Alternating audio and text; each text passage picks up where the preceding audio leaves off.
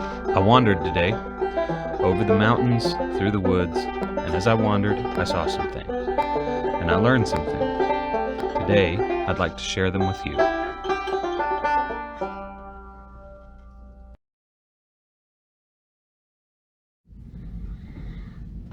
The other day, my cameraman, as in my dad, woke up in the morning to a raft of ducklings in his pool with no mother to be found.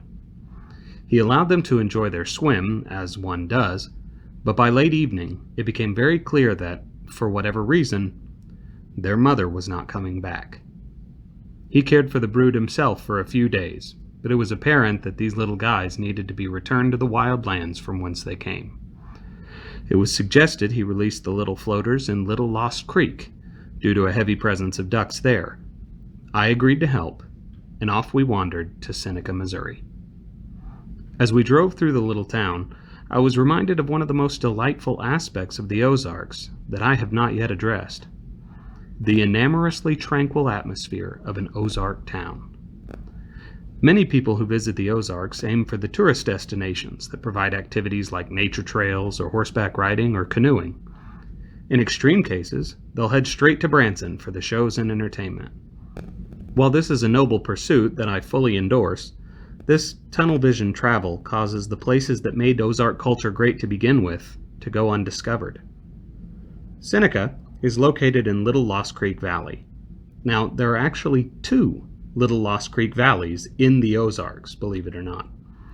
One is in the northeastern part of the region, and it's somewhat more famous. The one we're talking about today is the lesser known of the two, found in southwestern Missouri.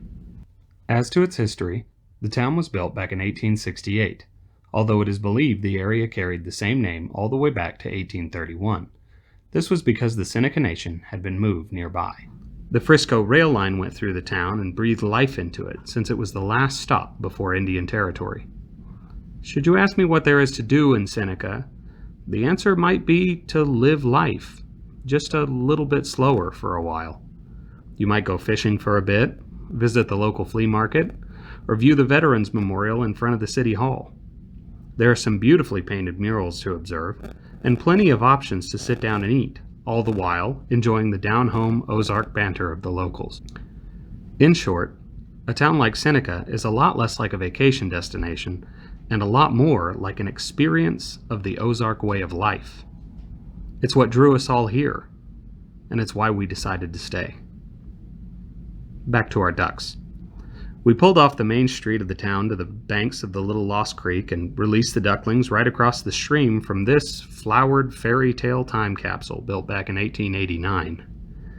It has been stewarded for the past 40 years by the same family that wished to remain anonymous, but the kindly couple was pleased to allow us to use the property to take a moment to play some banjo and view some well-taken photos of the property. I send them my thanks. All things told, here's what I'd like to take away from this experience. Go see the grand places of the world, but don't neglect the smaller, quieter places on the way. Between the two, you may just find yourself significantly more refreshed in a place like Seneca. Whatever you choose to do, remember to keep wandering.